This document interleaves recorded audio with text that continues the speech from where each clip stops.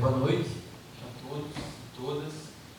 Queria inicialmente fazer uma saudação a todo mundo que pôde participar, né? Uma noite fria, gelada, que podia estar fazendo qualquer outra coisa que não estar no salão nobre, né? Debatendo um assunto como esse, né? Mas a gente entende a importância que, né, as defesas das garantias democráticas falam no nosso país, então a gente, tendo essa consciência, toma essa decisão, né, de estar dedicando esse nosso tempo, né, pelas pautas populares, pelo luta popular no nosso país.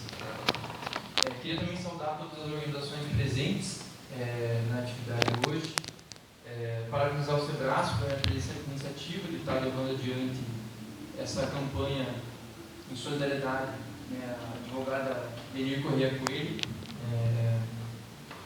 fazer uma saudação especial, né, à FNL, a Frente Nacional de Luta pela Cidade, por ter também topado, né, dividir essa campanha contra a criminalização da advocacia popular, né, como parte aí dessa campanha da doutora Lenir, e dizer que é motivo de muita honra e felicidade para mim estar hoje podendo estar dividindo essa mesa, né, fazendo uma fala de solidariedade à doutora Lenir, que eu tive a oportunidade de conhecer, né, uma pessoa ímpar, né, quando se fala em dedicar a vida efetivamente à transformação social do nosso país.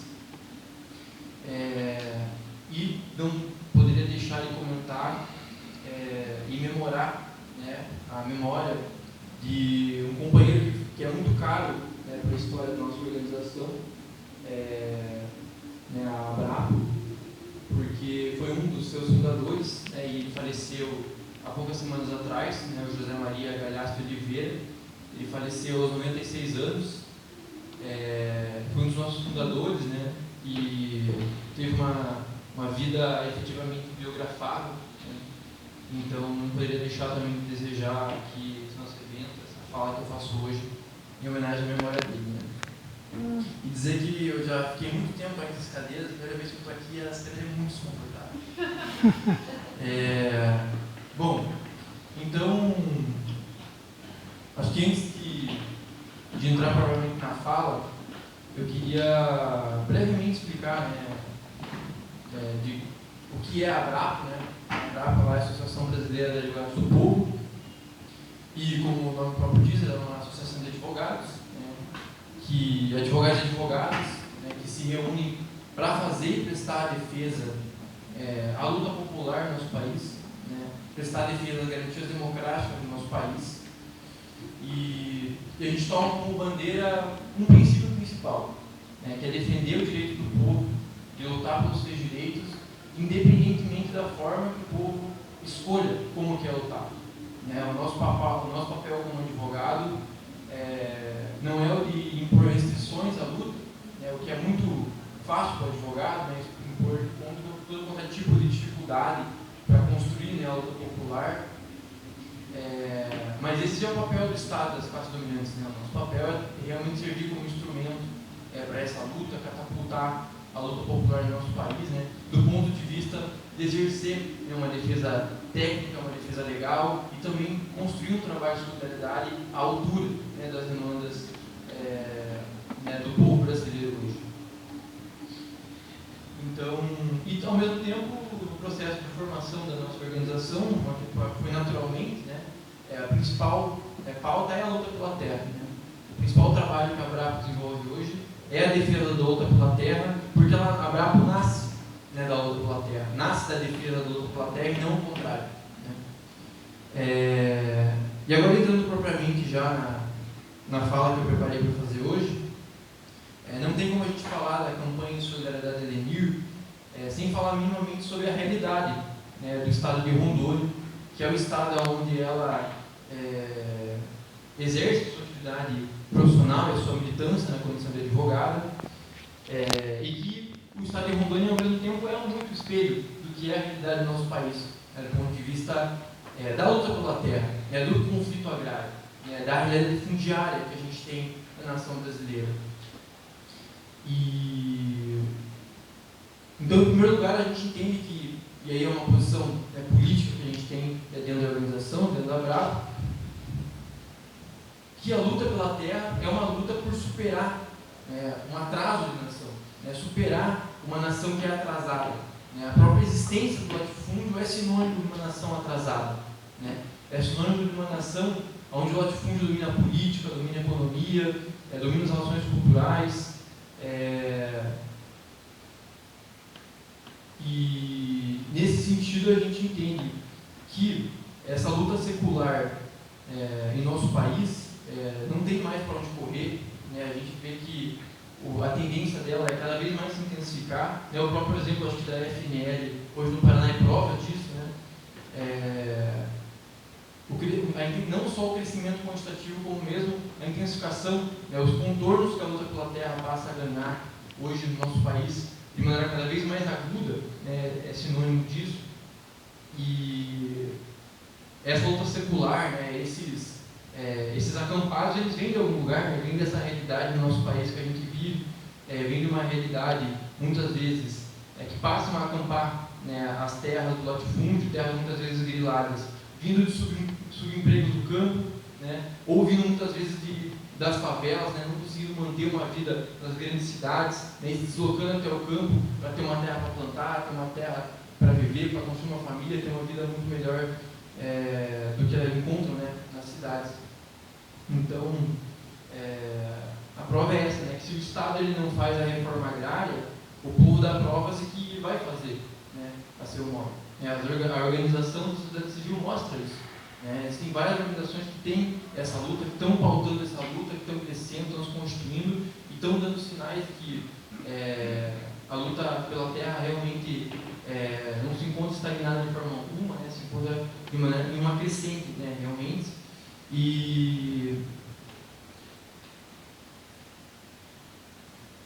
nesse sentido, enquanto advogados, a gente se encontra nessa luta, não acreditando também que o direito ele é o caminho para a transformação, né, na nossa sociedade, né? A gente não tem isso como entendimento, mas ao mesmo tempo a gente não é ingênuo de não achar que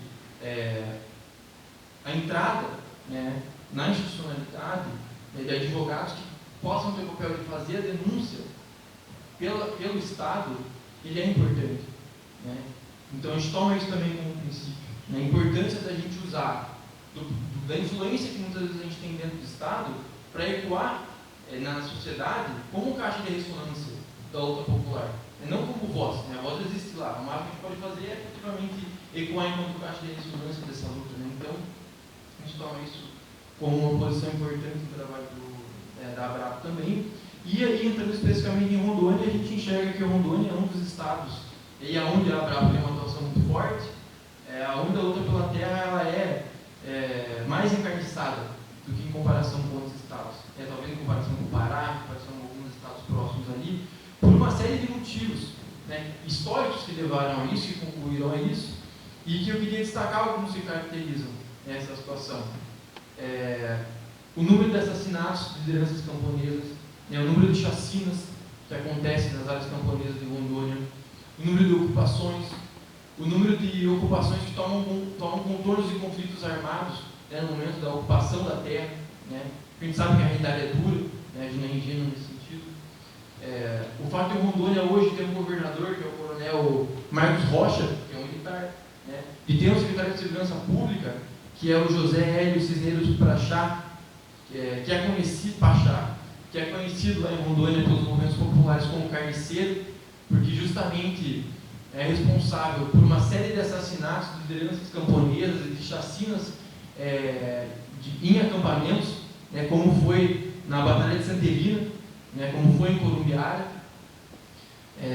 O fato de ter uma mídia que é absolutamente atrelada, né, ao latifúndio, o fato de você ter grupos de extermínio que se confundem com a institucionalidade, né? Fazendo uma pesquisa, não precisa ser uma pesquisa muito longa, não. Se você fazer uma pesquisa de meia lá na internet sobre a realidade de Rondônia e os grupos de pistoleiros, você vai ver que aqueles que são presos e investigados, o cara é delegado que comanda o grupo de extermínio, o cara é um político que não é político que comanda o grupo de extermínio, o cara é dono da rádio local e o cara tem um monte de pistoleiro ou é fazendeiro. Essa realidade é absolutamente, ela se confunde, né? O latifúndio e toda a realidade, todas as instituições daquele estado de Rondônia se confundem nesse sentido e nesse ponto, que eu acredito que é um espelho para a realidade do nosso país. né? Porque não é uma realidade particular do estado de Rondônia. Na verdade, se a gente sair daqui de Curitiba e sair 300 quilômetros, a realidade não vai ser muito diferente, né? Então, Rondônia, né, aí não vou fugir do foco, Rondônia tem um governo conivente com o latifúndio, né? Tem uma polícia militar conivente com o latifúndio, tem uma polícia civil conivente com o latifúndio, Ministério Público conivente com o latifúndio, e o Judiciário é o próprio latifúndio, não é nem que é conivente, né? E esse é o verdadeiro Brasil, né, que a gente enxerga, que a gente tem, né, que é o Brasil dos senhores de terra, né? É o Brasil que aqueles que teoricamente nos representam, né, vão lá e quando derrubam uma cerca do latifúndio, né, quando derrubam uma cerca do fazendeiro tem uma dó da cerca, e quando fuzila o campesinato no nosso país, vai lá e acha que está certo, não comenta nada, acha que devia ter metido até mais tiro, né? Essa que é a realidade, né, dessas classes dominantes, esse é o discurso das classes dominantes do nosso país. E a tal ponto que a gente entende que falar em criminalização é quase que carta batida, sabe? Criminalização parece que é uma palavra que nem descreve mais o que é a realidade de luta pela terra em alguns estados do nosso país, né? Ou em todos os estados do nosso país. A gente já fala, na verdade, em verdadeira caça, né? O que acontece hoje no próprio estado de Rondônia, o que aconteceu com o acampamento Thiago dos Santos, o que aconteceu com o acampamento Manuel Ribeiro, que foram casos que tomaram também proporção nacional, né, na grande mídia, são acampamentos dirigidos pela Liga dos Camponeses Pobres lá naquele estado, foi uma verdadeira caça, né? Não foi só uma criminalização. E a doutora Ledir toma parte nisso como defensora dos direitos, né, daqueles camponeses, e eu já vou entrar nisso, né? E aí, aprofundando um pouco, né, o que mostra que a criminalização não é nem mais suficiente para definir a realidade que a gente tem hoje, né, na outra plateia do nosso país, é que a maior operação militar, né, da história do estado de Rondônia não foi evitar uma invasão estrangeira, não foi evacuar uma população de determinada região porque tinha uma ameaça natural, não. A maior operação da história do estado de Rondônia foi para fazer uma reintegração de posse. De centenas de famílias que ocupavam um latifúndio improdutivo, né, de terras viladas públicas, que era a esperança dessas centenas de famílias para poder ter uma vida muito melhor do que a miséria que elas encontram, ou nesse subemprego no próprio campo, ou nas favelas nas cidades.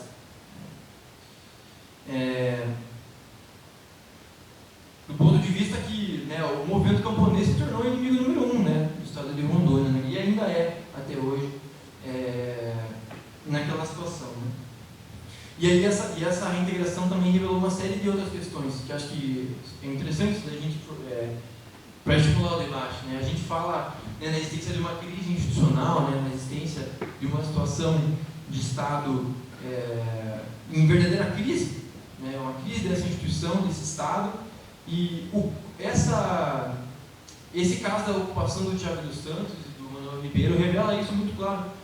Por quê? O acampamento estava absolutamente cercado, né? Teve uma decisão lá do juiz de primeira instância, lá da comarcazinha, lá o juizinho de qualquer esquina, e determinou que milhares de famílias quase fossem reintegradas assim, né, na canetada, né, um documento absolutamente grilado, né, e aí a Abrapa conseguiu no STF uma suspensão da reintegração de posse, com base naquele decreto lá que proibiam as reintegrações de posse, que acho que inclusive foi renovado, né, recentemente.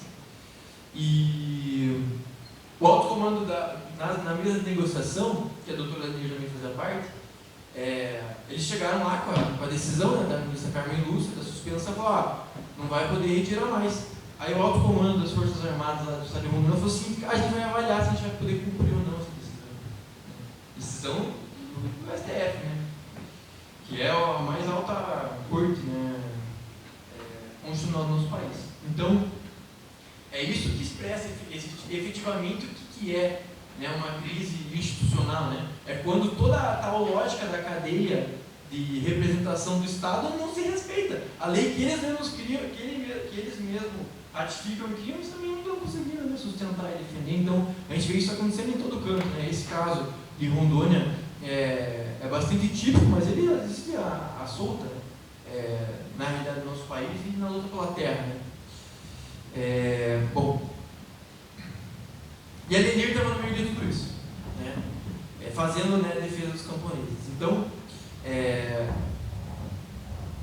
a partir disso, a Lenir se tornou, a doutora Lenir Correia Coelho, se tornou ré num processo criminal de uma denúncia, né, feita pelo Ministério Público do Estado de Rondônia, acusada de integrar uma ORCRIM, né, acusada de integrar uma organização criminosa armada que tinha como objetivo espoliar a terra, né, ou seja, invadir as terras de proprietários legítimos e vendê-las depois. Né? Essa é a acusação que ainda pesa sobre ela e sobre outros 6 camponeses dessas áreas, né, que eu citei.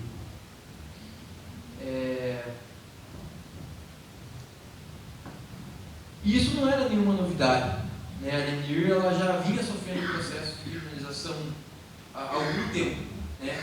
Só para contextualizar um pouco, a Lenir é uma advogada popular muito conhecida em Rondônia e muito conhecida nos estados vizinhos também. Porque ela não advoga apenas para a Liga dos Camponeses Pobres, que foi esse caso que ganhou hoje contornos de campanha nacional, mas ela advoga e já advogou para diversos outros movimentos. Né? Ela já advogou para o Movimento dos Trabalhadores Sem Terra, para o MST, para a Comissão Pastoral da Terra, CPT, para o Movimento de Ativistas por Barragens, o MAB, Movimento dos Pequenos Agricultores, MPA, Movimento Brasil, MB, entre outros. Né? E nessa trajetória ela recebeu várias ameaças de morte, várias. Ela falou assim, em torno de 15 ou 20, tinha até um bingo, né? Ela já recebeu ameaça por WhatsApp, por carta no carro dela, por carta na casa dela, pessoalmente, pistoleiro. Então, eles tinham um desejo, né? O entendimento que a gente da BRAP tem, e que ela concorda também nesse sentido, é que eles queriam efetivamente matar ela. Só que o peso que ia ter na opinião pública, né, de você matar uma advogada com esse renome, implicaria em consequências políticas que eles não queriam lidar no momento. Né? Então eles tentam fazer isso, né? Enfiar um processo criminal com um monte de acusação infundada para desmoralizar, né? Ou eventualmente até para prender, né? Para impossibilitar de seguir e fortalecer a luta pela terra, né, naquele estado e, em consequência, fortalecer a luta pela terra no Brasil como um todo.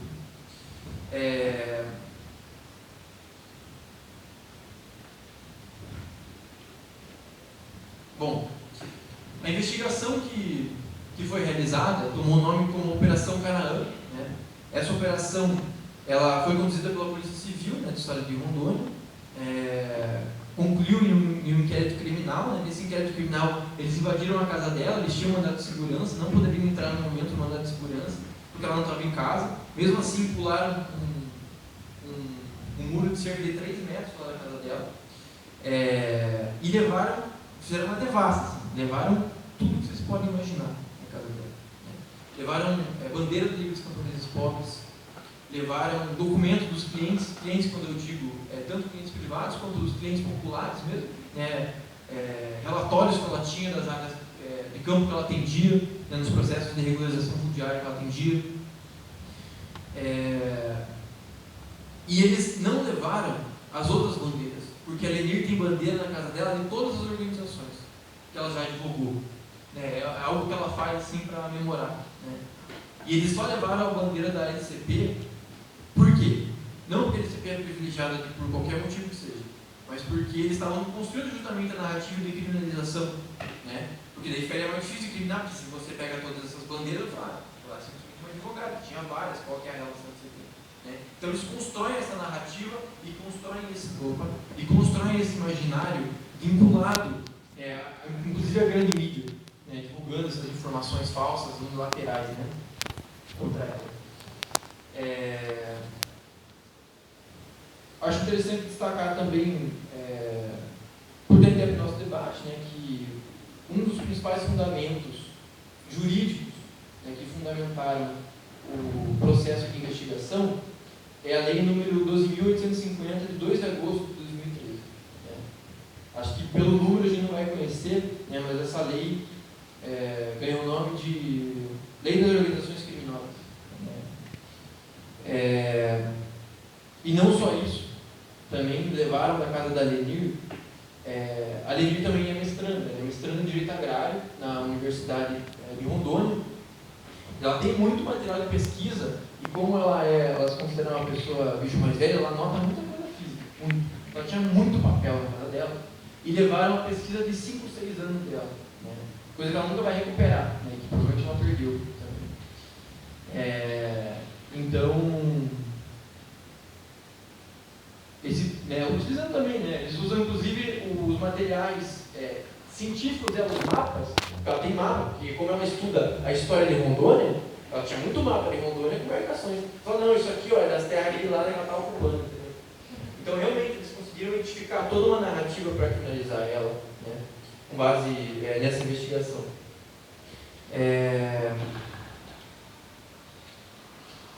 E ao mesmo tempo a gente tem que entender que esses ataques eles não vêm de hoje, né? Assim, não é uma novidade do atual governo dos últimos anos, né? A gente tem ataques contra as garantias democráticas acontecendo desde que o Brasil é Brasil. Desde que talvez as garantias, a gente possa falar em garantia democrática existam. Porque a advogacia em área camponesa é isso, né? Você vai entrar na terra, às vezes o policial lá, a polícia nem te deixa entrar. Você pode falar assim, eu sou advogado, eu advogo para os companheiros aqui dessa área, os caras não vão te deixar entrar, te impedem de entrar, tira foto da tua carteirinha, tira foto dos seus outros documentos, te revista. Eventualmente, quando tem algum tipo de assassinato nessas áreas camponesas, pela polícia, de companheiros e companheiras, e o advogado tem todo o direito constitucional e legal de acompanhar os atos do Estado, fazendo eventualmente uma perícia ali naquele ambiente, a polícia não deixa entrar, né, para mudar todo o ambiente. O que aconteceu lá em Pau d'Arco foi justamente isso, né? Na chacina de Pau d'Arco mudaram tudo, né? Então, acho que é relevante destacar que não vem de hoje, né, esses ataques à garantia democrática do nosso país. Só a Lenir, ela tem cerca de 40 processos investigatórios, que vão desde processos administrativos até processos criminais. A maior parte deles, não todos, mas a maior parte deles vinculados à defesa intransigente que ela faz, né, o exercício profissional dela, enquanto advogada do povo, enquanto advogada popular, né, enquanto advogada do direito agrário, em prol do campesinato, lá no estado de Rondônia. E tem outro motivo pelo qual a Lenir é criminalizada, eu acho que isso é destacado. Né? Ela é criminalizada porque ela é uma boa advogada. Sabe por que ela é uma boa advogada? Porque a Lenir, só ela já conseguiu comprovar que milhares de hectares de terra no estado de Rondônia são grilados, e isso possibilita, não sendo terra particular, possibilita, a partir de uma tese que ela usa, eu não advogo especificamente nessa área do direito civil, do direito agrário, mas eles conseguem, comprovando que a área ela do Estado da União e é grilada, ou seja, ela vem de origem de conflito agrário, uma possibilidade maior de permanência das famílias, né, que ali se assentam. E a conta que ela faz é que já foram alguns milhares aí de hectares que ela conseguiu comprovar, construiu toda a cadeia dominial da propriedade, que aquilo ali foi grilado pelos fazendeiros. E eles têm medo, né, eles têm muito medo disso. Né, o latifúndio, o governo de Rondônia, as classes dominantes do nosso país têm medo disso, porque eles olham assim para gente muito simples, que é muito aguerrida e muito combativa, e vê que tem advogados muito bons, né, gente que faz a denúncia, que faz o trabalho de solidariedade como deve ser feito, e os caras têm medo, porque eles não entendem o que está acontecendo. Eles não entendem como que pode ter tanta força, né, como o movimento luta pela terra no nosso país hoje vem ganhando.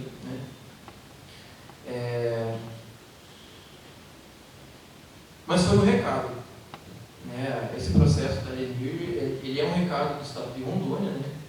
É um recado que foi bem dado do estado de Rondônia, e em conluio, né, com o latifúndio da região, com as associações de fazendeiros lá, né, que deviam se chamar Associação de Grileiros de Terra Pública, que seria mais fidedigno, e entender que a Lenir não é a Lenir.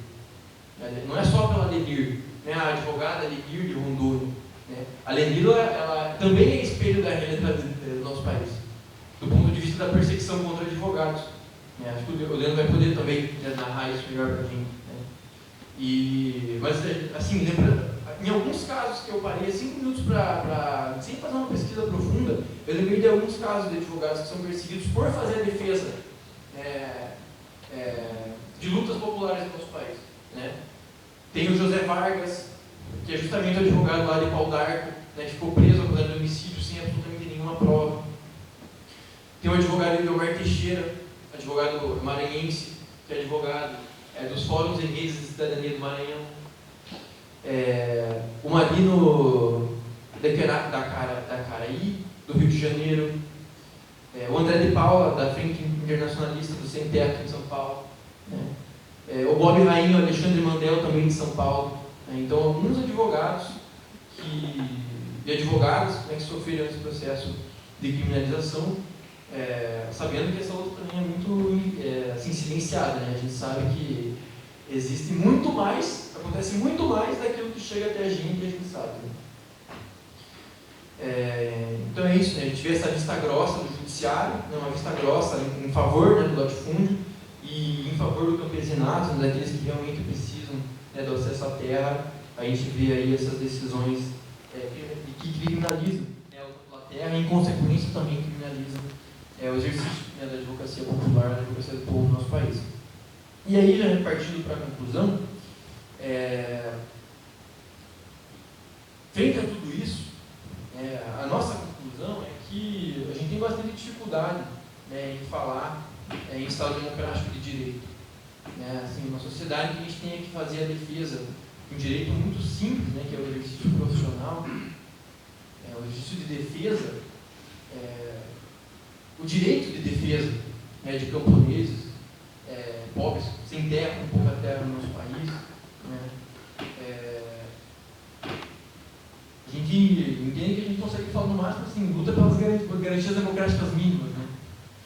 Então, acho que a gente precisa dar visibilidade efetivamente a essa pauta, acho que a gente precisa lutar contra a criminalização dos advogados do povo, dos advogados populares, das advogadas populares, dos lutadores, principalmente, dos lutadores do povo, daqueles que colocam a vida realmente na ponta dos dedos para servir as causas populares no nosso país, as transformações sociais que nunca foram tão necessárias de ocorrer.